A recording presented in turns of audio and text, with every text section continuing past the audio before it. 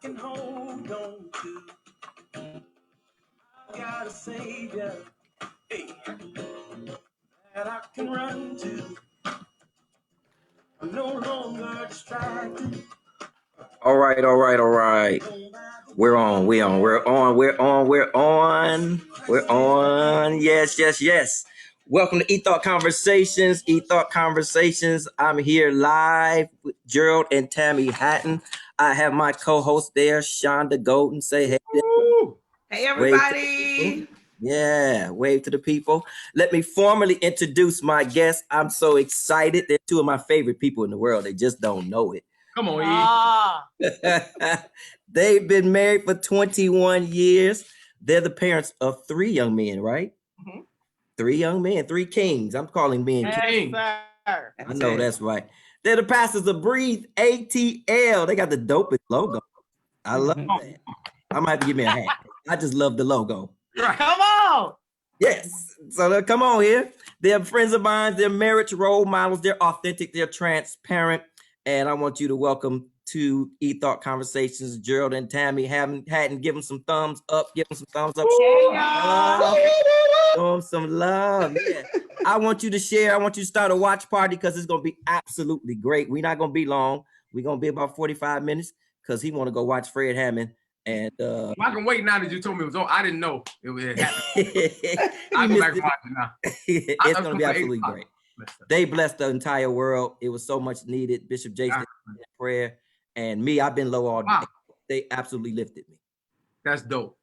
Yeah, it was dope. It was all the way dope. Unity, brotherhood at its finest. But I got you here today, and I gotta say this first. One of my best Gerald and Haddon skits. Oh my God! As a comedian, is when you did Pity Pat. You remember that? Yeah. Please send me that so I can post it on my page. Oh my I gotta God. find it. It's probably on my Facebook somewhere. Yeah, I don't want to scroll. That's like 3 years ago. It's longer than that. 3 years. It may be 4 years ago. Easy. Absolutely. No, longer than that. That thing about 5 years ago. Still getting on my nerves. I think about that and I go into hysterics. But absolutely great. Start a watch party, share it. Shonda, we're here. We're getting ready to get started because I don't want to waste their time. I want to get straight to it. Last week we did relationships. We had an absolute phenomenal panel. We had a great time. So first of all, I want you to start with y'all. Just tell me your love story. How did it begin? You want the truth or you want her side? Wow. I want the truth. I want your side, her side, then the truth somewhere in the middle. Well, let me give you the truth. Okay. Oh, go ahead. I'll stop you when you lie. Stop me when I'm lying. So the year was 1986. Oh my God. Was when I met Tammi. Uh-huh. I was in the 10th grade. Pay attention to this. Do the math. I was in the 10th grade. She was in 12th. Okay. So that made her 2 years older than me. Okay. Right. So she ain't a cougar, but you know, black women are panthers. So she was a panther. Black Panthers. She's a black panther. Tammi, you know, and Ollie, I had met Ollie in the 10th grade. And he was in the 12th. So I met Ollie and Tammi was with Ollie all the time. And I told Ollie, I said, is that your girlfriend? He said, no, that's my cousin Tammi. I said, oh, I like her. She had the big glasses on. I was like, hey. My Maddie Moss Clarks. And I used to go with Ollie for 2 years. I used to just go over there every time I go up to the house. I see Tammi. I'm like, hey, Tammi, mess with her. So 2 years later, the year is 1990. No, in 1990, because that was about 3 years later. Yeah. 1990, Hezekiah Walker was at Bailey Cathedral. And I went to that concert. It's jam-packed. I don't know if you remember that concert, Eric. It was jam-packed at Bailey Cathedral. I never forget it. And after the concert was over, we walking around, you know, talking to everybody, talking. And I see Tammi. And she was with somebody, and I ain't gonna say who, because you know who it is. Must be a guy. It must have been a guy. It was definitely a guy. Standing there next to each other. And they was together. I guess I don't know if they were together or not, you know. Mm-hmm. I walked up to Tammi and I did just like this. I said, hey, Tammi. And I promise you, Walker concert. 30 years later, she's still here from that kiss. Listen, gospel music is the best music in the world. It'll change your life. Come on. So I kissed Tammi that night. She was like, oh. Because I thought, so I knew Dietrich was 3 years younger than me. And I thought he was Dietrich's baby brother. Okay. So I was like, oh, that's so cute. All right. So I didn't put much stock Now, into Eric, the put kids. this in context. That shows you I was not She checking thought for I you. was Yes, we went to younger Mumford than together. Dietrich is in the 9th grade. I wasn't I was paying in no 10th. attention. She thought I was younger than him. So that means I wouldn't even been in school. I wasn't paying no But attention. anyway, so So we she ended was, up. Go ahead. and I'm just saying, so she was really letting you kiss her, like, oh, that's a cute halo. Yeah. Yeah, like I So wasn't she paying let me kiss her, and then I asked her to take me home. She took me and Tony Lucas home that night. I didn't even have a car. See, look, God, I didn't even have a way home, but God blessed me with you to get me home. That's a word for somebody else. You see that? And my friend, come on. Anybody want to ride? Come on, ride with me and my girl. So that next Friday, that was that Saturday. That next Friday, we did skating on Friday nights. Yep. We go skating that night, that Friday. I see Tammy. I said, hey, Tammy, I'm on her again. I said, tonight. I said, can you take me and Tony Lucas? I said, can you take me and my best friend home tonight? She's like, yeah, but we're going to be out late. She said, I don't know if your parents going to let you stay out late. I said, I thought he was like 5. I said, no, don't worry about that. She said, we're going to Rams Horn. And I said, oh, Denny's. I said, oh, don't worry about that. Come on, we riding. So we rode with her and her friend Paula. We rode with them to Denny's. Then we went to Rams Horn. Then we went to my house. She took me home about 4 o'clock in the morning. She stayed until about 8 in the morning. She stayed until about 8 in the morning. She sat there in my family room with me till 8 in the morning. Sorry, one of the kids just called. She's a mother first. She's absolutely a mother. So she stayed till about 8 in the morning. And I told her that night, or that morning, I said, Tammy, if anybody asks from today on, you with me. You my girl. That's exactly what I told her. I said, you my girl. And she said, okay. So now so from there, do you want to hear the crazy, or y'all want to keep this? No, go do your thing. Y'all want turbulence, or you want lie till I get back. Let's go. I'm about to give them some turbulence. People want the truth. They want the truth? Give me the TMZ version. Okay, here we go. From that I'm buckled up. From that day when I told her she was with me, we spent about 2 months happy every day. She would pick me up, ride out, go to get some barbecue chicken, listen to Rude Boys Written All Over Your Face, go to the movies, hang out. 2 months after being together and hanging out, I woke up one morning and I said, all right, it's a wrap. She called my phone that morning. And when she called, she said, hey, Gerald, what we doing today? I said, nothing, it's a wrap. I'm done. Wow. I'm moving on.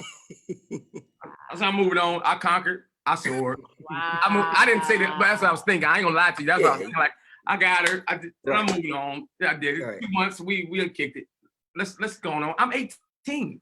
Was this your first relationship, Gerald? You never had a girlfriend before this? Yeah. Absolutely had a girlfriend, but I'm 18. I'm a church kid. I'm a semi coming up, about to start being a musician. I'm a preacher's kid. He's a hoe. That's what it is. Just make it plain. I'm just saying. Just speaking English. I'm calling it what it is. I'm trying to find myself. But all we could do was girls. We couldn't do nothing else. Come on now. That's all we did. So I'm ready to move on and see who else is out there. I'm not ready to be locked down and married at 18. So that kind of messed her up because she was. Let's be clear.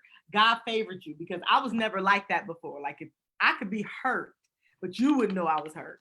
But for some reason, I fell in love with Gerald and God knew he needed me. When did you fall in love with me? Go ahead and tell me. When I took you home one of those nights. That Friday night. Not the first night. When? The second night. So people want to. He hooked it, Tammy. Sean, you see that? Single people want to know, when did you all know it was real love and decide to get married? How did that happen? Because people. Okay. Well, let me start by saying this. You never know. You're never going to know real love or real friendship or real anything if it don't go through turbulence. True that. So let's start there. So let me take you through some turbulence. I'm gonna give you 1 or 2 things happen. Me and Tammy used to fuss, argue, fight, like literally for 9 years. Like what they doing out here in these streets. It got crazy. We had a baby. I was 20, so he was 22 when we had ours. Yeah. 2 years later, we had a baby out of wedlock. That's so churchy, right? Baby out of wedlock. Oh, just had a baby. But that's what it was at the time. Only church people say that. Only church people. I had a baby out of wedlock, and I never forget my mom sitting on the edge of my bed at 3, 4 o'clock in the morning. Oh my God. Tell me Tammy ain't pregnant. And I'm like, church is going, oh my God. It was all about the church and what people was going to say. And we're PAW and we're this. And he's a bishop in the church and she's a prophet. But that one act of sin gave me a blessing that we didn't, you know. You better go ahead. You like that? You like that? Okay, go ahead. That one act of sin. See, what we do is we harp on that sins, like, and never, God forgave me. Yeah, it got me stuck. And I'm somewhere doing this. So now for the next couple of years, I'm going, oh my God, the church is going, oh, what people going to say? Oh, so I started acting a fool and saying, they ain't mine. No, don't tell me you might people will go. Turbulence. Took her through that. Oh man. All of it. Oh, we argue. We fussing. She comes, she finding me. I'm looking for her. We going through it for years. But this is what I want. But I knew right off the bat, God told me maybe 2 weeks in that Gerald was my husband, but then he told me to leave him alone. And I could not reconcile that. I did not understand. I'm like, yo, God, how you gonna say this? And then you gonna say that. But then after, because we dated for 9 years, after we got married. Wait. Let's tell how we got married. Okay. And then let's talk about what happened after. Okay. So 9 years of dating back and forth. She dating people, I'm dating people. We back together, we off again. We arguing, we ain't arguing, we happy. We had 1 year in 98, maybe half of 98 up until we got married May 3rd, where it was just me and her. I moved in with her. Eric, I moved into them apartments over there. Franklin Park at the time. Franklin Park Towers. Tammy had an apartment. I moved out of my friend's house. We had all our friends. We had a house together, and I moved out, and I moved in with Tammy. And then how about some church people saw me moving in and told that I was moving in, right? Why they house smell like weed and stuff coming out. That don't stop nothing. Oh, so we telling on each other? You ain't gonna bear the check. And Eric, there was another preacher's kid too. I said, this is what we're doing. We're telling each other. I got it. But anyway, I moved in with Tammy. We lived together for what? 3-4 months? Yep. 3-4 months we lived together. And now, is that after the baby or before the baby? Oh, the baby. He had a baby. He about 7 now. Yeah, he's 7. Okay. He got a job. By this time, he is 2nd grade. Right. Okay. You been at parent teaching conference, everything. He had Austin in 92. We had him in 92. We got married in 99. Okay.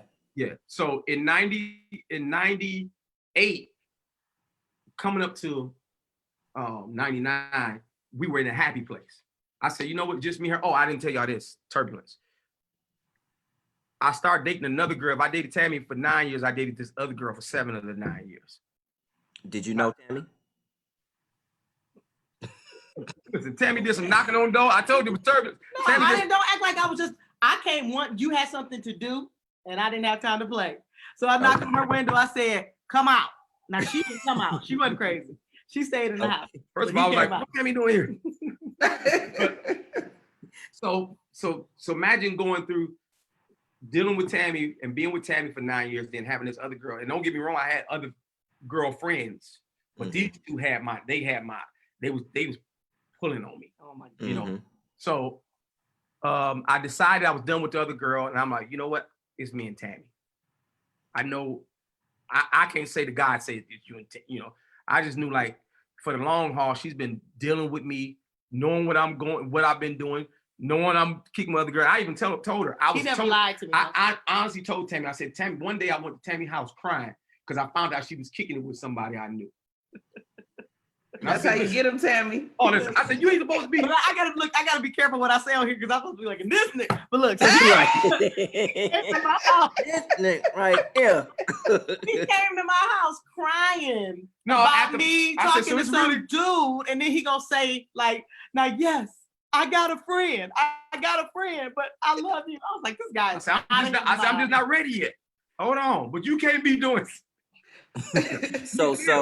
So Tammy, people would say, I'm not gonna go through all of that. But so would you say it's individual but you were moving according to what God told you, and you just actually, okay, so I'm not gonna even say I was doing it because God told me that. I think the thing that made it doable for me is he never lied. He never lied to me. And so I always made informed decisions. And then so like, and if Gerald and I hadn't ended up married, we probably still would have had an amazing friendship. Cause like she would still want me. No, we're friends. She would still, listen, she'd still want me. You were just so I could make her laugh and make her smile. You would have wanted to have around.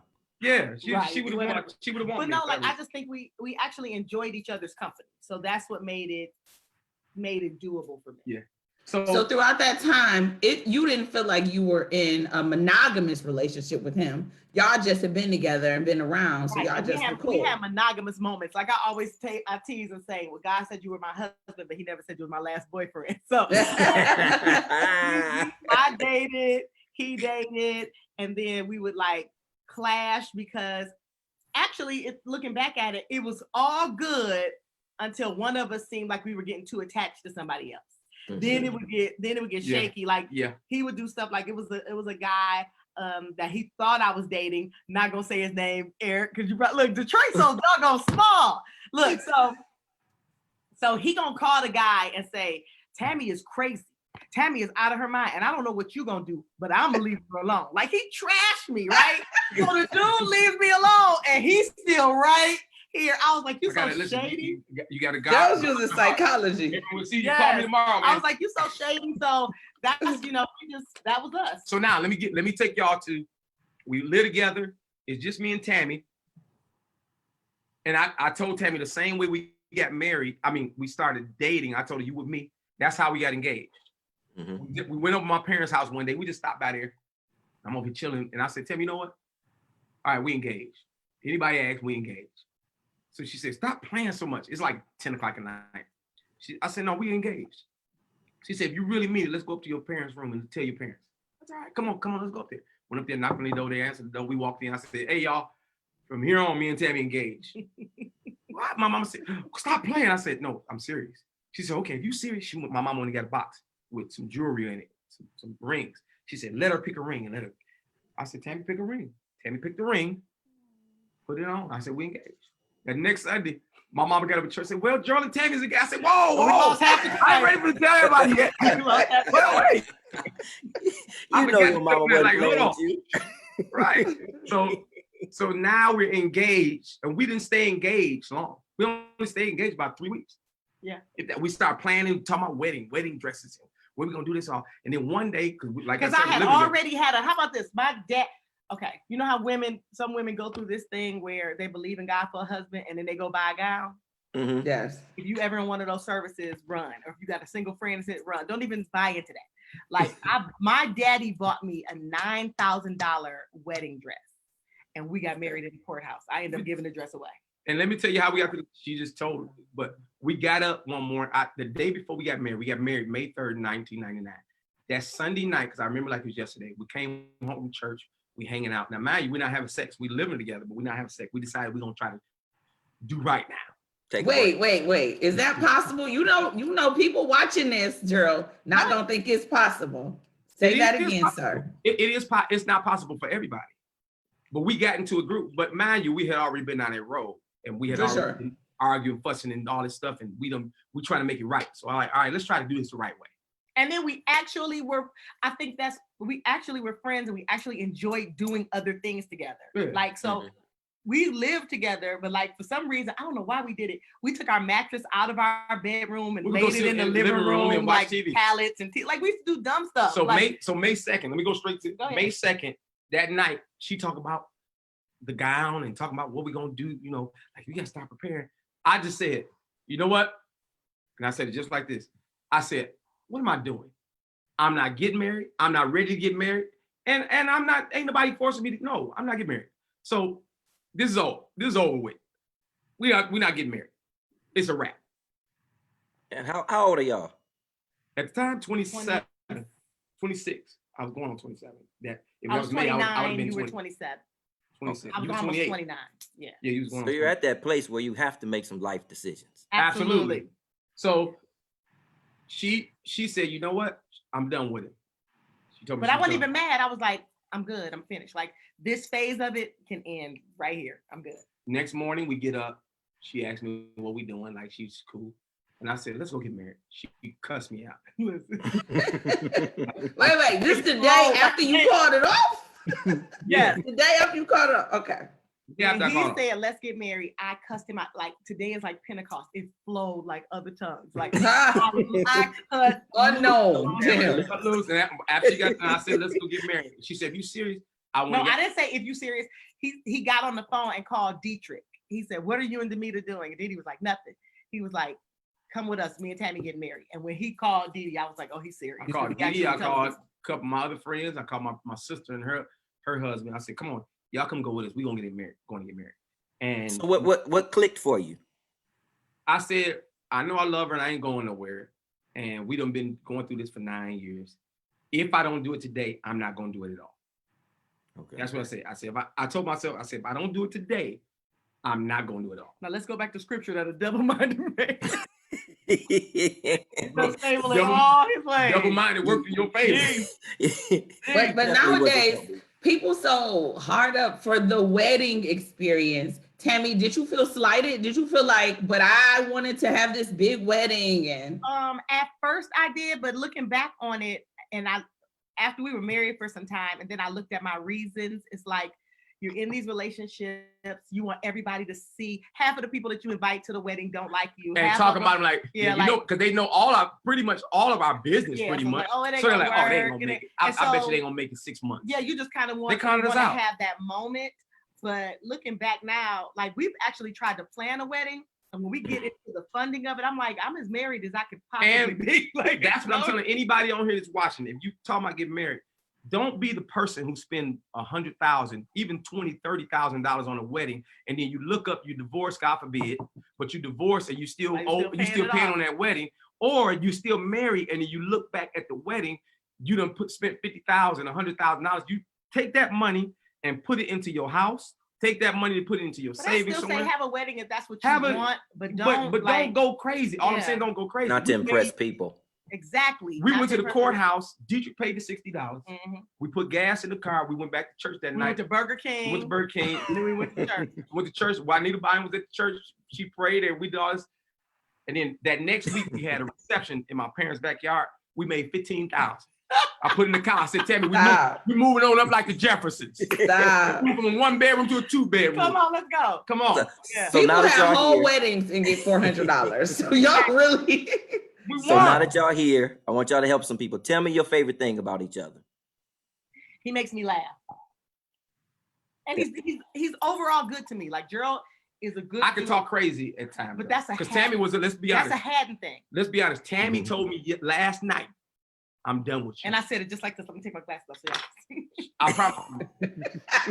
I didn't smile. I didn't, because he's been with me 30 years. So he doesn't pay attention to what I say. He pays attention to what I do. Absolutely. Right? So I took both. I said he can read me like an open book. So I was very mad at her, and I'm a high-strung, emotional kind of person. So I was calm, and he was talking, and he was like, "So you just gonna walk past me and say nothing?" I was like, "What's there to say?" You know? He was like, "So you ain't got nothing to say?" I said, "Okay, I got something to say." I said, "I'm done." He was like, I was like, I'm done. And he was like, "So you're not gonna sleep in the other room?" He's doing all these things to try to push my button. I said, absolutely not. And then he was like, "So you moving?" I said, "No, I don't have anywhere to go." I said, "If you leave it," I said, "If you leave me, you leave me." He don't said, stay here talking about you done. But no, this was the best line. He said, "Are you done?" I said, "I'm done." Now, he said, like, "How done?" I said, "You could date somebody tomorrow if you want." She did say that. I swear she said it yesterday. This was last night. This was at like midnight, 1 o'clock in the morning. You said, "We got a show tomorrow. Hold on."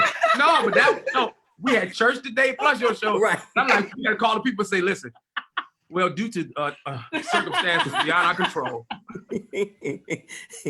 But you weren't worried. I wasn't worried at all, because I said she ain't going nowhere. Because of the way I talked to her, which is something I'm still learning. Haven't been doing better. Eric, it's a tone the Haddons have. Okay. I'm not saying it in a negative way. It's you've heard Dad talk. It's a trait. Yes. And so the way he talks is just, everything is like, and I'm like, I wasn't brought up with that. No, what happened, I was already in the place, and then she said what she said to me, and I said, "Tammy, stay out of that." I said, "This ain't got." Who you talking to? I said, "This ain't got nothing. This ain't got nothing to do with you." I was looking around for the kids. I said, "Stay over there." Who you talking to? because it didn't have nothing to do with it. And she said, you know what? I'm done with you. I said, I did not. okay. So when y'all get to that point, obviously y'all have talked about, y'all been through disagreements. So when y'all get to that point, how do you come back together? It actually, in less than 24 hours. It's usually less than an hour. But actually, because it actually takes effort to not laugh during these moments. So like that, our longest arguments may last 2 hours. But for the most part, we over it. Because first of all, I want to talk to you. Let's go over here. Let's do. So we like do life together. So I can't stay mad at you. Like let's use last night. So after she said all that, she watching TV. I'm just laying there. So they burning up Atlanta. I didn't hear you. Whisper that a little louder. I said, so they burning up Atlanta, huh? And she like, yeah. They done robbed. Right. So I'm telling you everything. So she's telling me everything, and my head like, she back. So then what She's undone. Right. So what I do is I take my feet, put them on hers, put my leg across her, or I do something like this. While we laying in the bed, watch TV. If she don't go, get away from me. I'm like, she back. She was melting like Atlanta. All right. She back. But no, we learned maybe 5 or 6 years into the marriage how to fight fair. Like, you know how people always say like, you shouldn't fight. No, you're gonna fight. You just have to learn how to fight fair. Like there are certain things you should never say. Like I wouldn't go too far, but like last night, I didn't even go too far, but I did say something that I knew she went too far. Because he told me, because last week I had got mad at our youngest son. You see that? And I had told him like, you need to go, right? Like you gotta go. She said, she told him last week she done with him, our baby boy. I said, no, you're not. So he gonna say to me, I said, you done with me like right, you done with Blair? No, you said you ain't going nowhere. You said you was done with Blair. Right. But you back with Blair. And I told him, I said, Blair's my blood.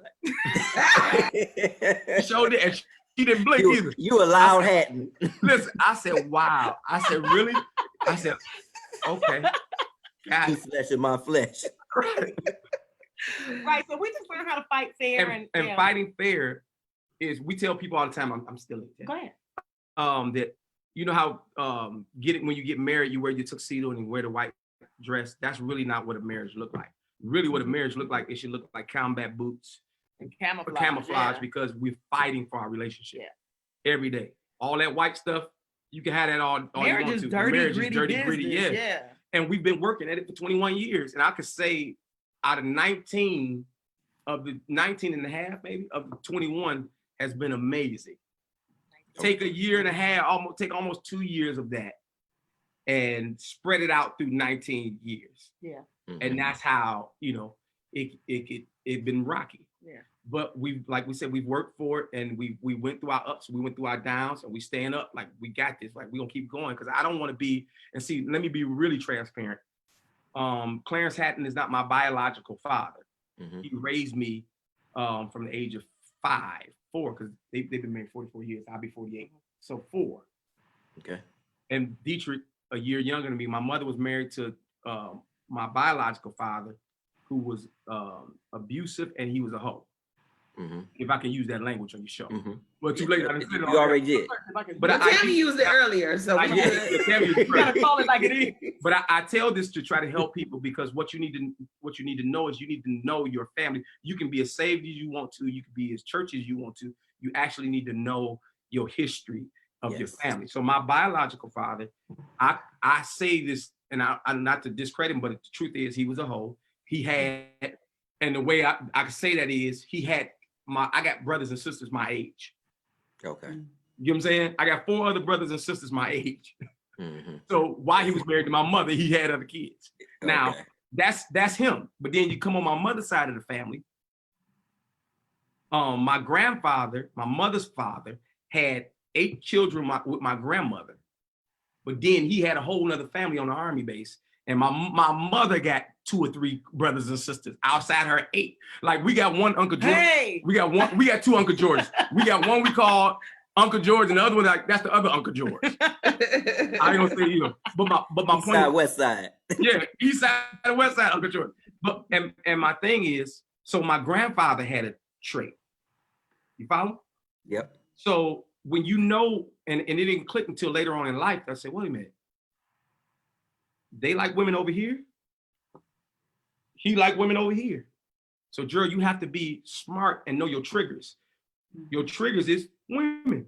Yes. Think about it. 9 years, I'm going back and forth.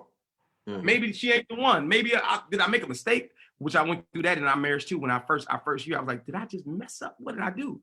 And that was in our first year was turbulence because I got in the enemy told me I messed up. The enemy said, why'd you do that? And then also the enemy told me, you remember what she did to you 4 years ago? Remember she was with so-and-so, or she did this, or you know, all that started going through my head and said, what did I just do? And I played off of it. I let it start feeding me.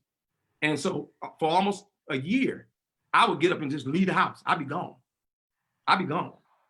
So it wasn't until years later, after praying, after going through things, my mom and them saying she saw a spirit on me. She literally told me, she said, I was touching her one day. We stopped by her house. I was touching her, mom, I got thing not touched. Mom, she started screaming and crying. Ah! I said, what's wrong with you? She said, it's a demon on it. And she started like, she said, I see it.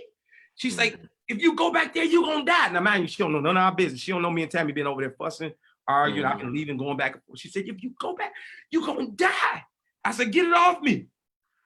So after going through all that and then making this conscious decision of saying, like, you know, what am I doing? I married her. Okay, are you gonna be that guy? Are you gonna be your daddy?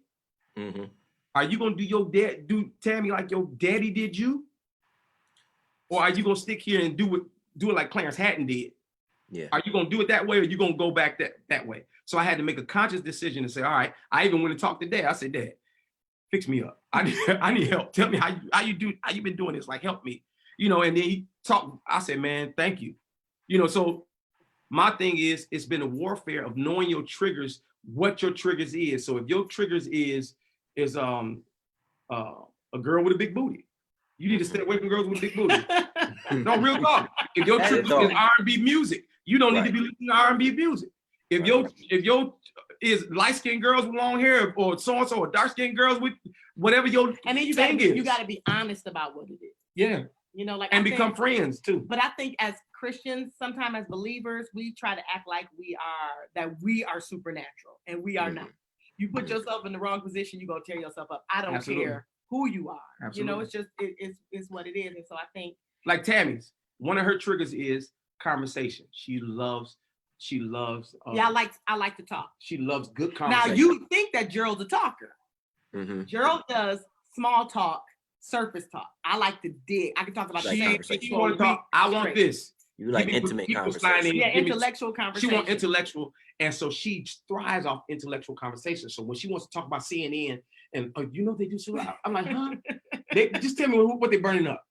Yeah. Right. They burning up clinics. Oh man! And I want to move on. I told him a conversation with him sometimes is like a sneeze that won't. But here's the thing. Okay.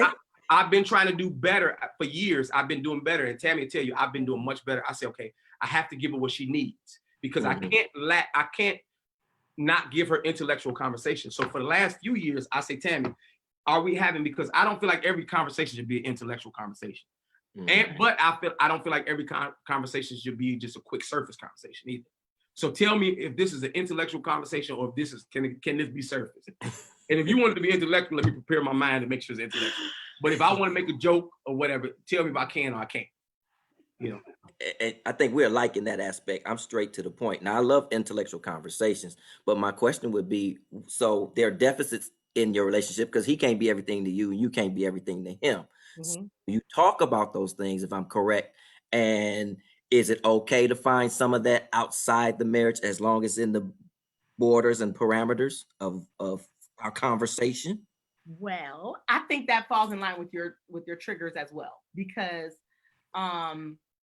you're absolutely right. I'm not everything. Like, if he put his perfect woman, I may be 50% of if he could build a perfect woman, and vice versa. So, but like a little bit more. But like for me, since conversation and that kind of thing is my thing. That's my love language, right? Yep. So for me to find that outside of the marriage, especially if there's a male friend, conversation also becomes intimate.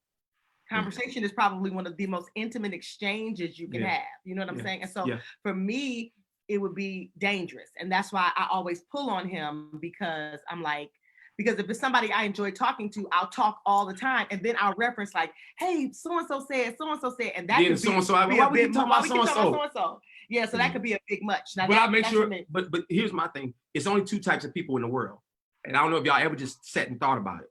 But I was thinking about it one day when you say, are all my friends supposed to be male? Because think about it. It's only two types of people in the world, male and female, period. Out of billions of people, it's a male and a female. A girl and a boy.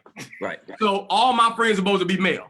All her friends are supposed to be female. No, I don't think so. But my thing is, we have to make sure we have to have healthy boundaries. And then I say this, you can have all the healthy boundaries you want. Whoever you're friends with have to respect your marriage. Absolutely. As much as you do. Absolutely. Because I'll tell you, I don't believe a person can be your friend that's only your friend because they can't be anything else. But if they had a chance to be something else, they would slide into that position. You get what I'm saying?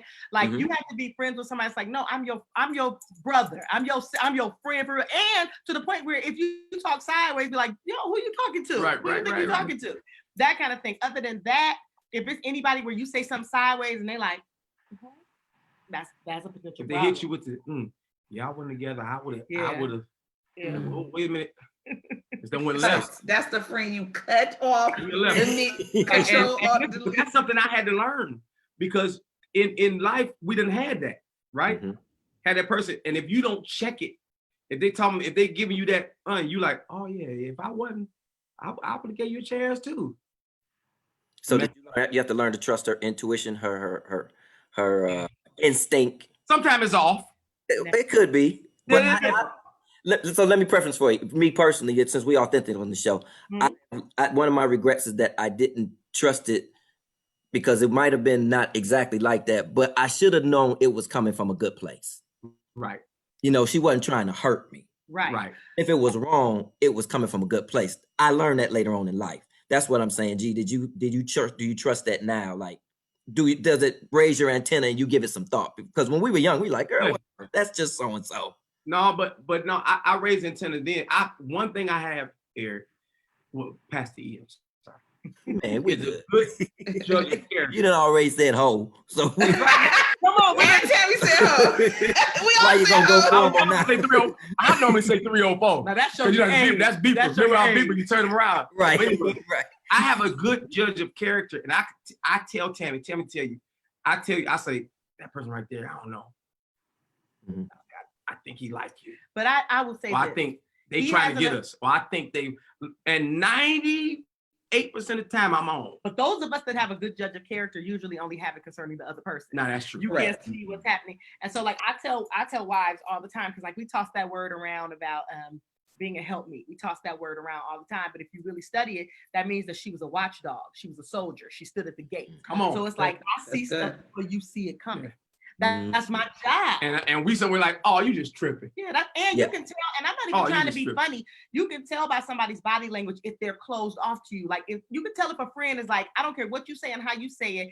If you come at me crazy, we could be the best of friends. Yeah. But I'm gonna check you real good. Yeah. Or you can tell somebody that might be a little bit receptive to it. Right.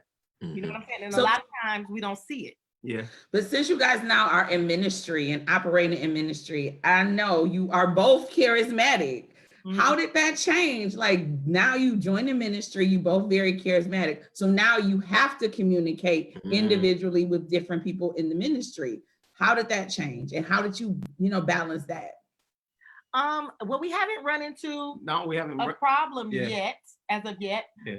But it's not lost on me that the potential is there. You know what I'm saying? Because I feel like whether it's people in position or people in power or people that are charismatic, people are drawn to it. And even outside of that, there are people that want to disrupt and prove that something is not as good as you say it.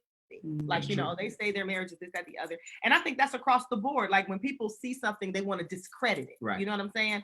And so it's not lost on me that the potential is there, but we haven't dealt with it yet. And if we continue to be as open and honest with each other as we have been in the past, I think we'll be able to get through that. So far, so good. Yeah, but the struggle will come. The struggle will come if there's a situation where one of us feels pulled and there's nobody to talk to. That's why I think it's very important that you have your safe places where you can, where somebody can talk you off the ledge. Like I have a friend, one of my best friends, her name is Dana, and I said she's one of the most saved carnal people I have ever met in my life. That's so unfair. Like she's so spiritual. Like Dana will give you a good gospel word from the Lord, and then she be the one saying something. You be like, I've never heard of that. What is that? Like she'll be like, oh, honey. I'm like, so she's the one that I can talk to about anything. And she'll also be the one to be like, oh no, that'll end bad. Like God is not in that. Can you see the chaos in that? You know, like that kind of thing. So I got my person. I still got my person, but I lost one when I lost LaShawn. He was like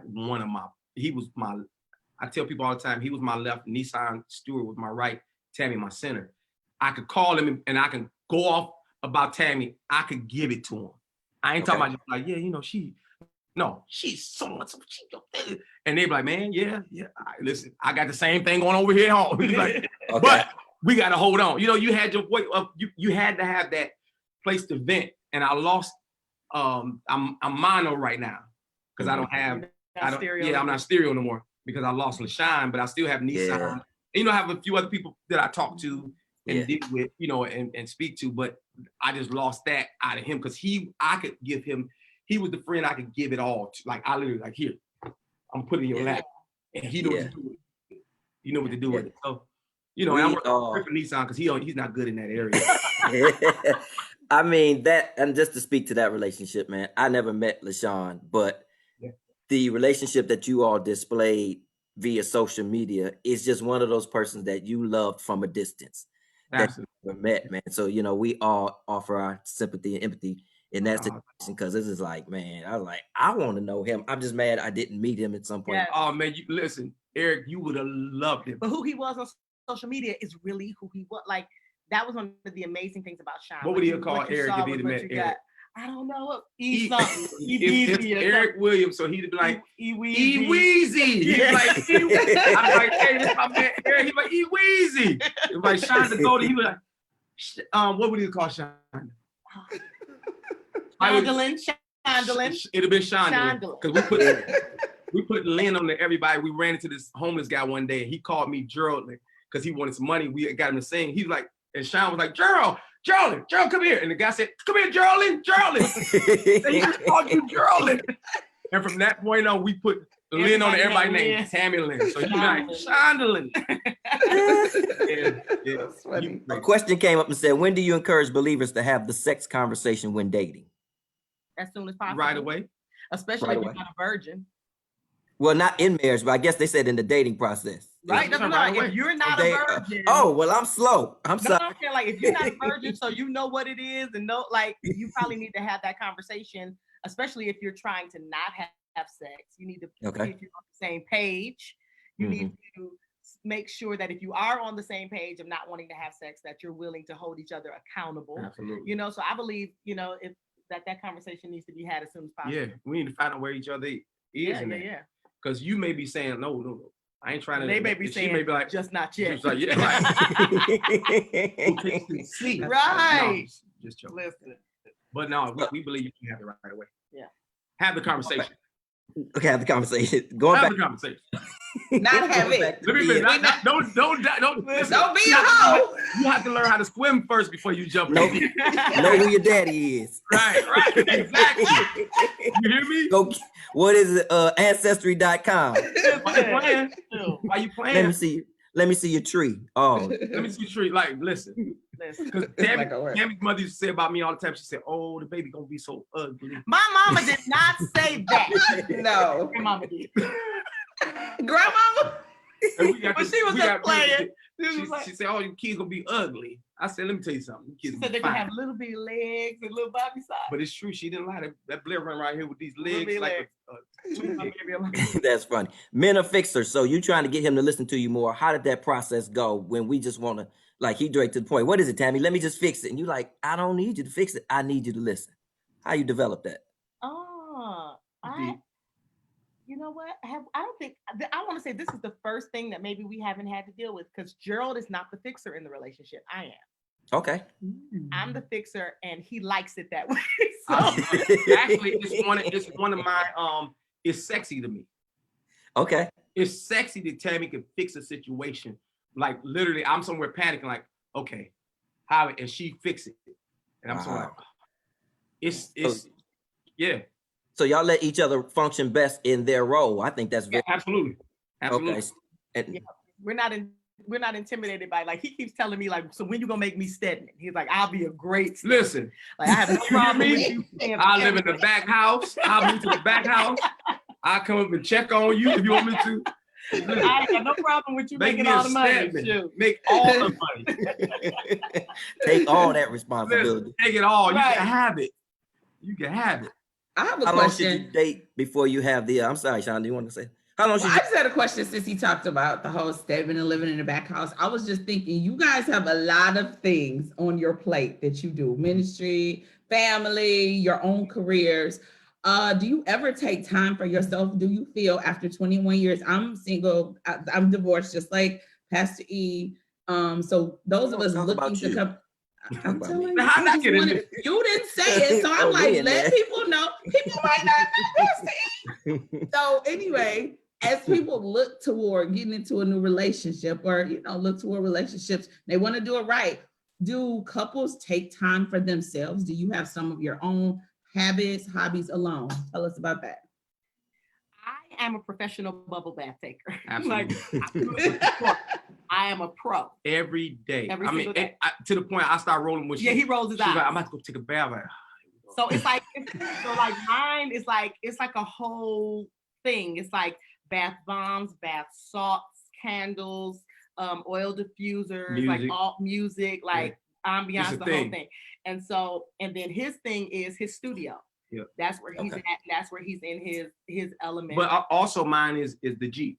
Like I just told you the other day, it's funny you asked this question. The other day I told Tammi, I said, okay, I need maybe 24, 48 hours where I can get in my Jeep. I don't want to turn the music on, because being married and being in a relationship, you have to consider the other person. Mm-hmm. I told her I need 48 hours where I don't have to consider nobody. Right. I want to not have to consider nobody. If I want to ride with the doors off and don't turn the radio on and just ride. And I thought about going. I told her, I said, I'm thinking about going back to Tampa and stay with Calvin for 2 days, because I got a close friend in Tampa. But then I asked him, I said, "Oh, you going alone?" He said, "No, I want you to come." I said, "I want you to come." I said, "I want you to come, but I don't want you to talk." Oh, you don't count. And what I mean, but no, I'm saying, like, if you gonna let me have my time, and I told her, I said, if I say, like, for the next hour, let's just not talk. Because see, what happens with men is, and you can help me and tell me if I'm wrong, but when we get in our bills, like, we got the bills, tomorrow's the 1st. I gotta pay this, I gotta pay this, I gotta pay this, I gotta do this. Okay, where's this money? I got that money. No, I ain't got that. Oh, they owe me some money. Like, my mind, and then you got your kids coming in and say, hey, can I have? Or she said, oh, they about to do so-and-so. Or, oh, we gotta pay these in taxes. Oh, so all this stuff goes boom. And I'm like, okay, if I don't sit and focus and say, okay, what I got to do? Because some of it is already going to take care of it. Like the person who has $1 million in the bank and only have $50,000 worth of debt, that ain't no pressure on them.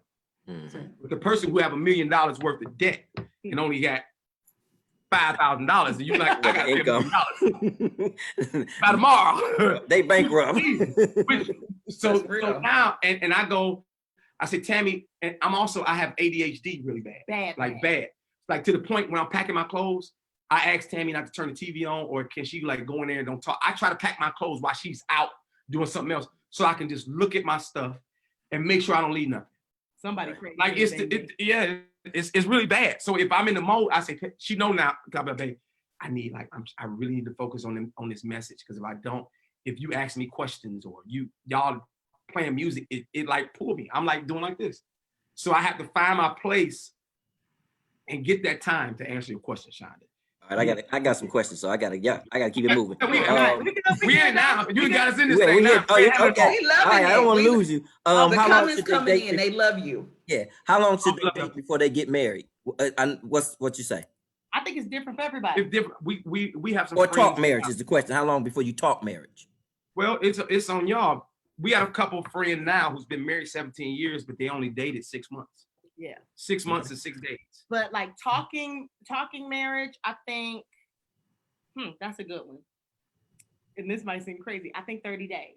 And I think that conversation should be, are you even interested in it? Right. Don't just be Your like, intention. Declare your intention. Yeah, like, are you interested in getting married? Like, are you interested in having a family? And actually, the way I wouldn't even ask that, I would just ask, what's your interest when it comes but to that's talking marriage. Yeah. So I would say because it's easier on us if you don't go, because women, y'all are basically, y'all been raised pretty much to like play with the Barbies and think marriage. Men, we like on some, we out here, that's what the scriptures say. I don't know about love. By telling us to love you all. Oh, husbands, love your wives. As Christ loved the church. Right. It didn't have to tell us to love They didn't have to tell y'all. Y'all love us automatically. But we sow in our roll oaks. So, so we have to be, so if a woman, I just take out to eat, because it has happened to me before, start talking about, I want to get married with you. I'm like, oh, no, this is it for her. Once I get into the house, like, okay, young lady, we see you. God bless you. It's good to see you, daughter. The daughter of Zion, you blessed. And I'm moving on. Sis. Start calling her sis. Yes, sis. Good to see you, sis.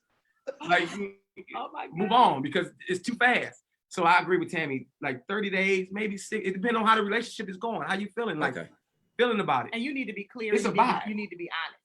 Yeah. So give me a role play. I love role plays. Sneak that in, Tammi, and not offend me. Oh, I would be like, let me ask you a question. We've been, talking pretty much every day for like a month or whatever. And I don't want to waste your time. I know you don't want to waste mine, but don't ask me about marriage. Don't even, if you about to marriage, you about to mess things up. But guess what? I just got my answer though. And I'll be like, okay. And then go on about my way. If that's what I'm looking for, if I'm looking to be married. Yeah. But no, I probably wouldn't do that. But I actually would be like, oh, and probably in that moment. My question is not, do you want to marry me? My question is, as a man, do you plan on, or are you looking at some point in your life to have a wife or family? Because if you're not even open to the idea, and that's what I want, there's no reason for us to even. So I had a young lady I messed with. I was just thinking about that too. I had a young lady I messed with a few times in my. When we were young, when we were like 13, 14, she was my girlfriend, like, in church. But then she went away, got married, had 2 kids, divorced, come back around. So, ended up kicking with her. And I guess we kicked it too long, and she decided she wanted to tell me she was in love with me and wanted to be with me. So she called me to her house. I'm thinking she about to call me and say she's pregnant or something. Like, my God. So she said, she said, no, real talk. She said, I need to talk to you. It's very important. Can you come today? I'm like, oh man, please don't tell me she's about to be pregnant. So, all right. Say whenever you thought somebody was pregnant, I didn't cross your mind. Like, Tammi. So I get over there. Long story short, she says to me very direct. She said, I'm gonna be straightforward. I'm in love with you. I want to be with you, and I think we should try to make it work. And I want to see where you are. Mm-hmm. And I said exactly like this. I said, oh, I'm so sorry. I had a blast with the few things we did when we did it. It was cool, but the truth is my heart is somewhere else. Yeah. Because my heart was somewhere else. Right. And I had to tell her, and then from that day on, we never, kicked it like that ever again. And you've repented 100 times. And I repented 150,000 times. I felt bad for her. But and I ended up telling, here's the crazy part, I ended up telling Tammi about it. I said, because, and that was another thing. Tell them about asking this stuff, because me and Tammi the day before we got married too.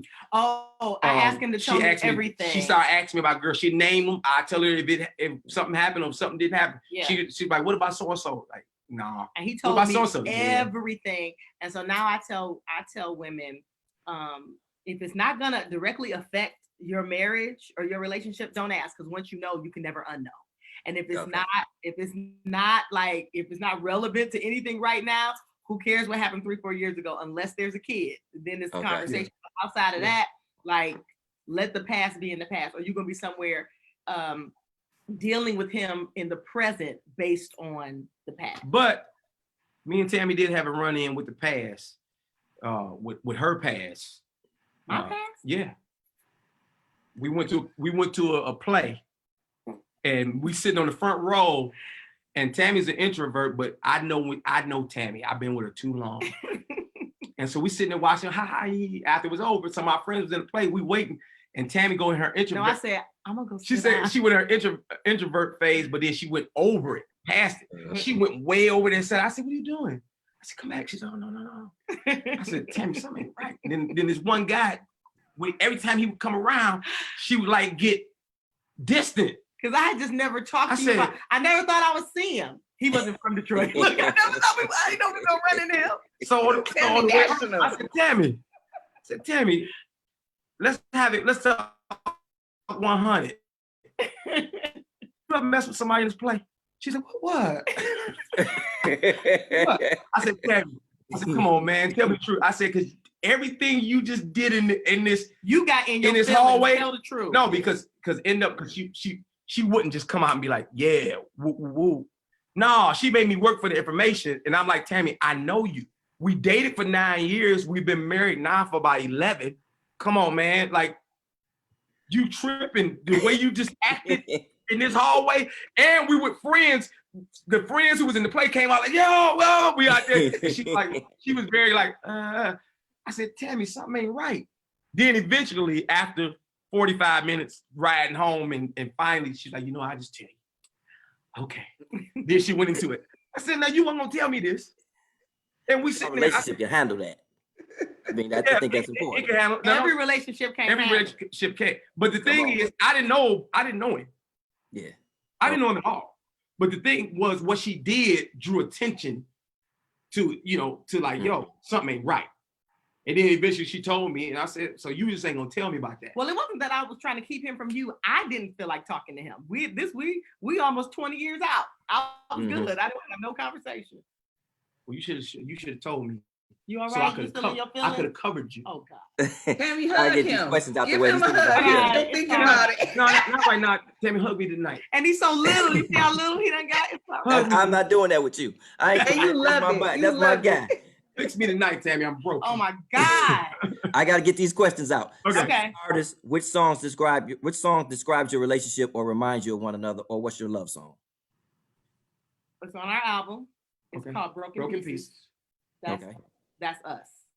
That's us in a nutshell. Yeah. But a Broken song. Pieces. Okay, I was thinking about a song we come up like every time I hear Rude Boys written all over your face was our song.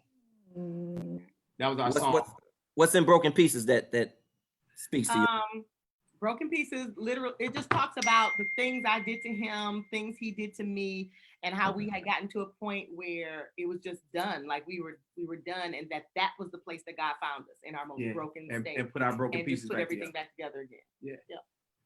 Premarital counseling. What's your take on premarital counseling? Somebody Absolutely. Premarital and marriage. During marriage, all of this. You're supposed to be having counseling right now in your happy place. You should be having counseling. Yeah. And I tell people all the time, don't just go to no preacher. And I'm a pastor now, so I can say this.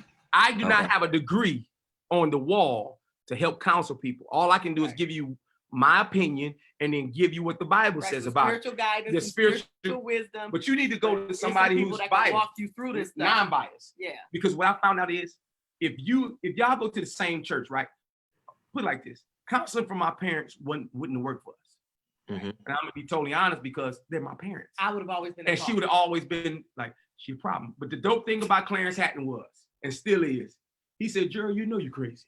He said it just like that. He said, Gerald, you know you're crazy. He said, you've been taking Tammi through the ringer for the longest. Marry that girl.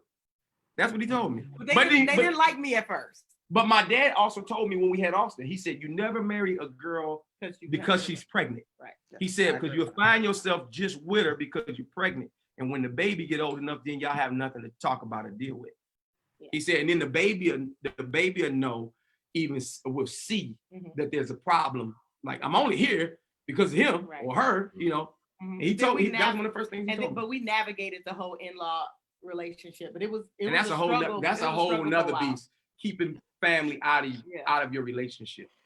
Because what happens with family can break your relationship and they be right at home laid up while y'all somewhere arguing, fussing, and slamming doors. But even in that, because a lot of people ask us that question about in-laws, but even in that, I think for me, as I matured, I recognize that you can keep family in their place and you don't have to dishonor or disrespect. They can still be welcome. You can still deal with them because at the end of the day, he doesn't want me to resent him because he mishandles my family. I don't want him to resent me if I mishandle his. And I've always recognized that even when they didn't know how to love me yet, they loved him. Right. And I didn't want to play him against it. You know what I'm saying? But I think that comes from maturity. I think that comes from maturity. And so we got that thing now. We got it. So if my mama called me right now and said, Charlie, I need $2. Hold on, where's Tammi? Hey, Tammi, it's okay if you know, like they got it now. Yeah. Like, you know what I mean? You got it. It took us years to get to that place. Because I ain't gonna lie to you, for the first 4 or 5 years, I can let a family member call me and pull me to do something, and we lost a child. If he was here now, Justin would be 18. He would be 18 years old. Mm-hmm. We lost him, and I was torn between family and Tammi. And what that means, because Dietrich is an artist, and I was playing for Dietrich at the time, and I was torn between going to play with Dietrich at Bobby Jones in Vegas. Tammi is due to have a baby maybe in 2-3 weeks. Yeah, I was full term. And she passed out before we left. She went to the mall to get something to wear to go to Vegas. We were going to Vegas the next day. Long story short, she passed out. I said, I'm not going. Everybody started calling. We need Gerald. You have to go. Let her stay home with her. She'll be all right when you come back. Tammi ended up coming on the trip. She said, you know what? I'm just going to go. Because I went through the phase of, Tammi, why you just won't stay home with your mom and them? I'm going to run to Vegas. We're going to do the show. I'm going to come right back. She's like, just forget it. I'll just go. So she ended up going. Bottom line is, we got there. We did the show. We got home 3-4 days later. We miscarried. Well, full term. We had him. He ended up dying. And that blame ended up being on me from Tammi for years. Actually, I think in the last 3 years. No, it's been a little longer than that, but I blamed you for a long time. She blamed me for a long time. Yeah. I'm telling you, we come to Detroit and ride past that cemetery. She's boo-hooing. And I tell her now, I said, I'm sorry. I should have just stayed home with her, and then that would have taken the family out of it. And if we lost Justin, it would have just been about us. Yeah. It wasn't they pulled you, or you let them and for years it was that. I'm talking about years. If at least once a year that would happen. If we come to Detroit, ride past it, then it becomes a thing. And my family don't even know. Yeah. You know what I mean? So, but it taught me a lesson. It said, okay, and I think that was the straw for me to say, okay, not that they're doing anything wrong. They just want what they want. If they want Gerald to come play, or they want Gerald to come do so-and-so, or they want Gerald to give them. No, here's what we're going to do. Me and Tammy's going to talk it over, and whatever me and Tammi come to, this is how we're going to roll. So it may not work out in your favor. Right. So Tammi say, no, we can't loan the $5 to today. I got to tell you, no, we can't loan the $5. If me and Tammi come to the conclusion, you know what? With 9 months, you passed out yesterday. And I was immature at the time in the marriage.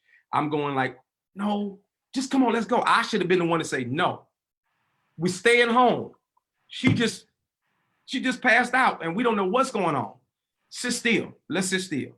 Yeah. And I don't care. You can call my phone all you want to. You can call till you're blue in the face. I didn't let that happen. So it messed up. But the good thing is we have Blair. We got our baby.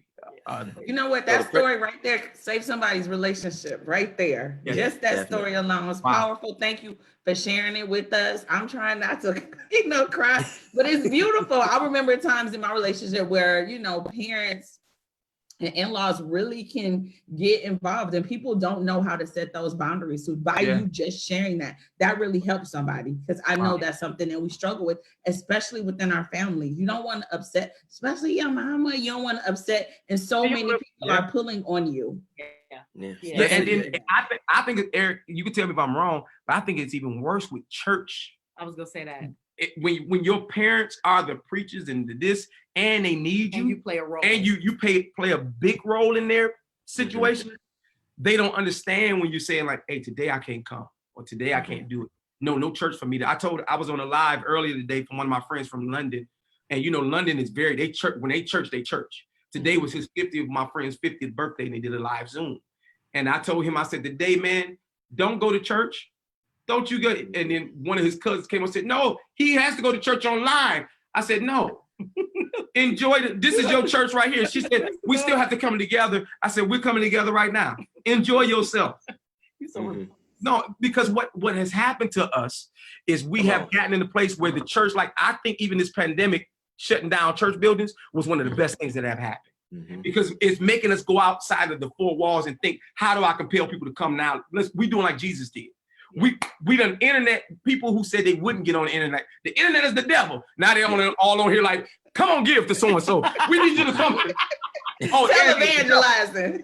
Come on, because at the end of the day, the method has to change.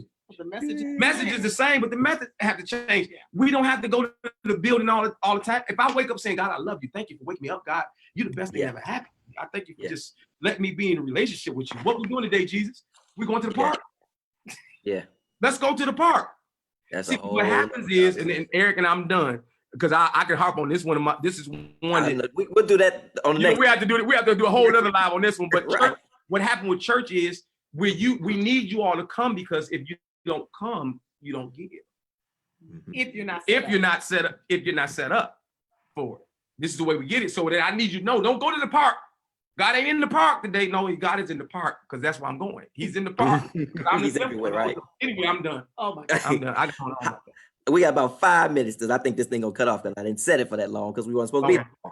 But people want to know, what about when one of you are more spiritual than the other? Can you talk about being equally yoked or being on the same spiritual plane? I hope y'all want to hear what we have to say about it. because sometimes I'm more spiritual and sometimes she's not, and sometimes she is and I'm not. To be honest, I don't know why couples tend to think like we're going to stand before God together. We're not. His spiritual walk is his spiritual walk. My spiritual walk is my spiritual walk. I can definitely live for God, all I know, in front of him, and he can do the same. But as far as being unequally yoked, somebody asked us this the other day, and it says, how can two walk together except they agree? And I said, sometimes your agreeing is agreeing to disagree, because you're not going to agree on everything. And so when you start looking at unequally yoked, so what you're talking about, ox plowing the fields, right? So if one was smaller, if one was skinnier, or if one was shorter, that meant that the other one had to pull the weight. And so it was imbalanced. But as long as whatever field you're plowing, you agree with there, you're fine. Like for instance, we're pastoring a church. So if our ideas about spirituality or what the Bible says, or even the truth of the word, if we feel differently about that, then we would have a problem trying to plow this field. But as long as we're on the same page here, we ain't got to like the same music. We ain't got to like the same. Which we don't like the same shows. Exactly. Tammy don't watch nothing. Well, but maybe 2 shows out of your 10. But even talking, we don't agree. Even talking spiritually, you are responsible for your own walk with Christ. If within the confines of the marriage, if your spouse is treating you well, if your spouse is loving you and taking care of you and taking care of your children, and you happy, and he not beating you and he not cussing you out, but he's good to you, then guess what? You have an amazing man. Scripture? It says the unbelieving husband is sanctified by the wife. So you shine your light. You never know what's going to happen. But my point is that with what he's being called to do as a husband, he's doing that job. Now, spiritually, that's between him and God. Because you can have a husband that go to the church you go to, believe like you believe, and still on his way to hell, or you can be on your way to hell. So Tammy grew up Church of God in Christ. I grew up apostolic. And y'all know we wasn't supposed to hang out together. We was Jesus only. We want listen. You weren't supposed to do that. So here you go. But that's the dope thing again by Clarence Haddon. But I remember the first time I went inside an apostolic church. It's when I want to say Greater Grace. I want to say it was 4th Sundays. It used to be Youth Sunday or something. And y'all had something like 4 o'clock in the afternoon, like a weird time youth service. And so Stan would have me come sing. And so I went over there, and I remember, because we were told growing up that PAW, like that y'all used to chant, like Jesus, Jesus, like, oh, that's so. I remember I went to, and I sat there by myself, and I was like, they just like us. Like they say, like, and it really blew my mind, because I had been raised to believe that you all were a cult until I had some friends that were PAW, and I was like, I'm going to church with y'all, and it was all good, you know. And that's why I said, Dad used to let me go. I used to go to the Craig Memorial, which they were spiritualists. They had candles. He let me hang out with them all. He said, "Do you know what you believe?" He said, "You know why we believe what we believe?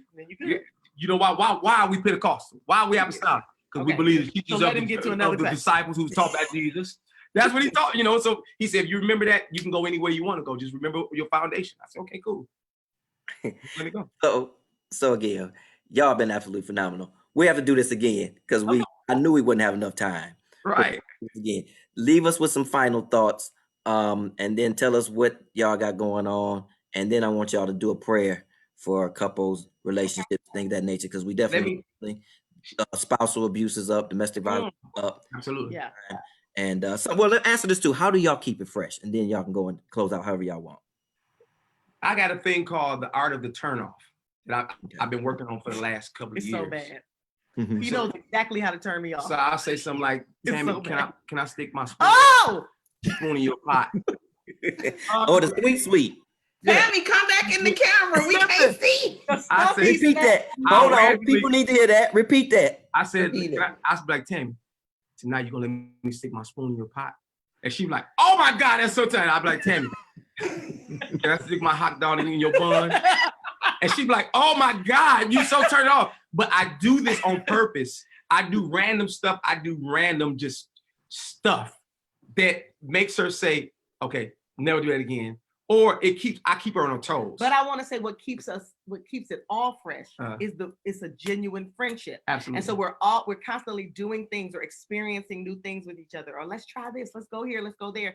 And so it's always, we decided years ago, because we're coming up, our baby boy, he'll be 16 or 17. 16 next month. Mm-hmm. Okay, so he'll be 16. He about 2 years from being like, basically, if he goes to college or decide he's moving, we'll be empty nesters. Right? Mm-hmm. That means it's just me and her again. So I told Tammi years ago, I said, all right, it's time for us to start getting to know each other. Because we change. Yeah.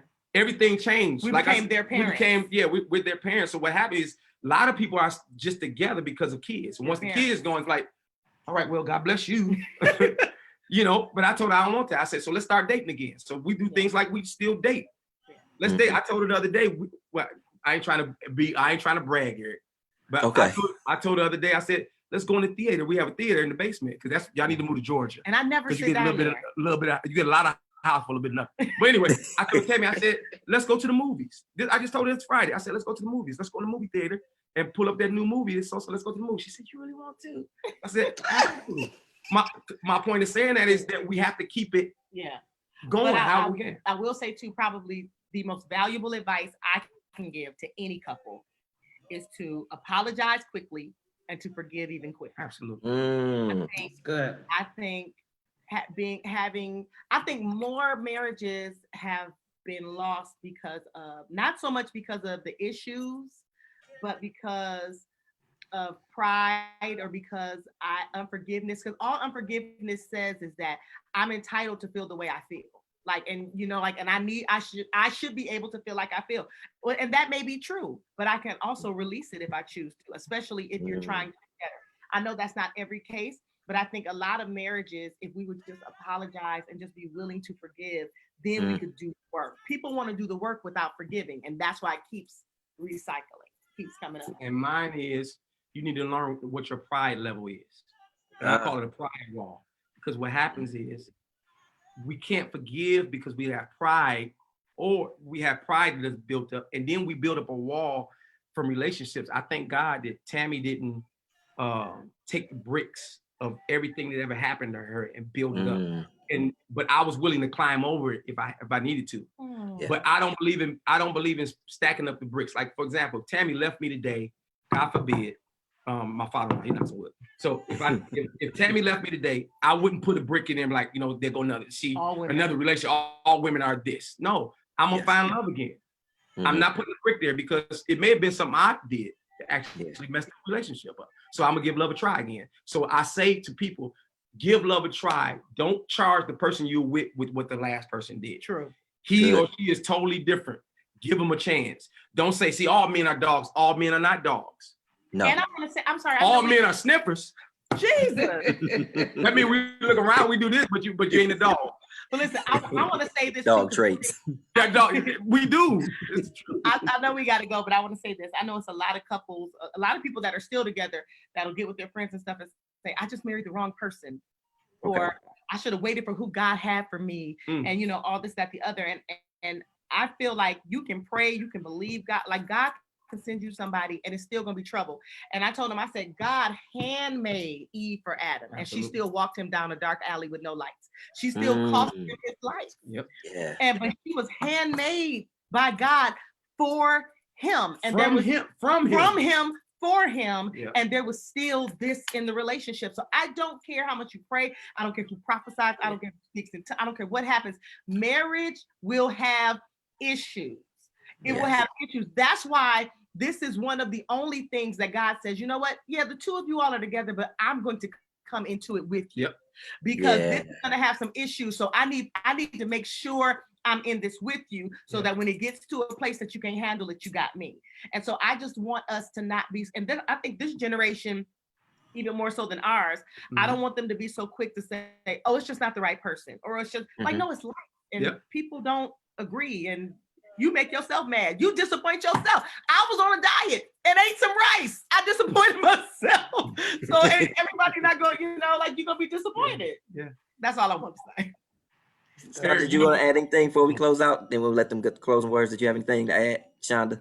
Oh, me? No, I'm sorry. I really enjoyed it. I love you guys. You are the type of people that you just want to go to dinner with and just listen to y'all talk and go back and forth. Y'all so shady to each other, but it's so cute. That's how you keep it spicy. That's how you keep it spicy. And I don't even know if you realize it, but like throughout the conversation, you shake your head together. Y'all say absolutely at the same time. Are you serious? Yes. So 21 years in, you are definitely merged together as one. So You look alike. I'm keeping it spicy. You wish you looked as good. Oh my God. I'm gonna give y'all closing words. Again, thank y'all so much. I know your history. I know where you come from. And again, I've watched your evolution, and I can never be so much more proud of you guys, what y'all doing. I'm just a few years older than y'all. No, you're a lot older than me. No, that ain't true. He was road managing the wine. Actually, didn't you fire me?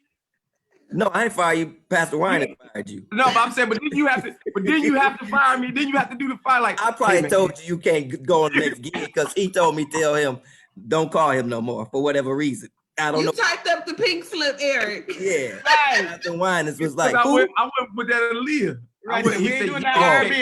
He said you can't do that R&B. You can't come back. He got it right there with R. Kelly. He got Teddy Riley. He got but anyway, he absolutely said he with who? No, we'll let him stay over there. Eric, I remember you called me. I said, Eric, Wine has got a gig. I'm not going. You said, hey man. Yeah, I gotta tell you, man. I tried. They told me. I said, man, all right. I couldn't mess up my check with Kern and Aaliyah. Right. Kern pulled me over there to the darkness. Wait.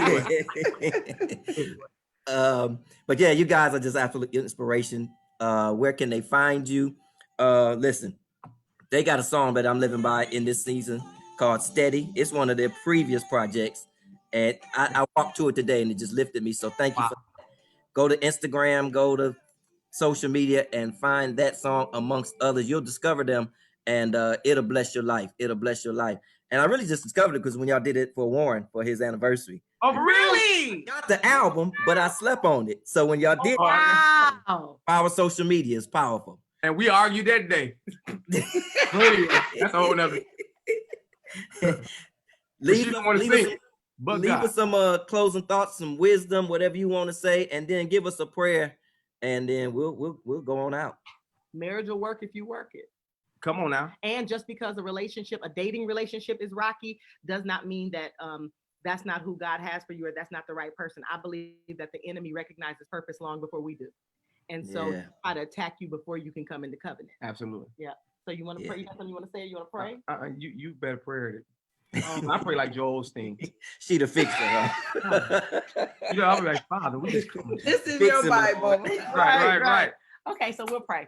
So Father, in the name of Jesus, God, we thank you for this opportunity to just share and talk about what you've designed for us, marriage. And it's such an amazing thing, God. And we're so thankful for it, God. And right now we're praying for those that are in marriages, maybe that are not so happy and don't know how they're going to work through it or don't see their way through it. God, we ask that you would let a tangible sense of peace rest in their homes tonight. God, let them know that they are not alone, that they are with you, that you are there, that you have them covered, and that everything is going to work out for their good, God. Anyone that may be dealing with an abusive relationship, God, we ask that you would keep them covered, God. We ask that you would keep them protected, and we ask that you would give them the strength and the courage to get out and get to help, God. We ask that you would maybe allow somebody to see what's going on, allow somebody to be able to speak into their lives and let them know, I see it, God showed it to me, and I got you. You can come to me, you can talk to me. And God, for those that are still dating or that want to date or want to be married, God,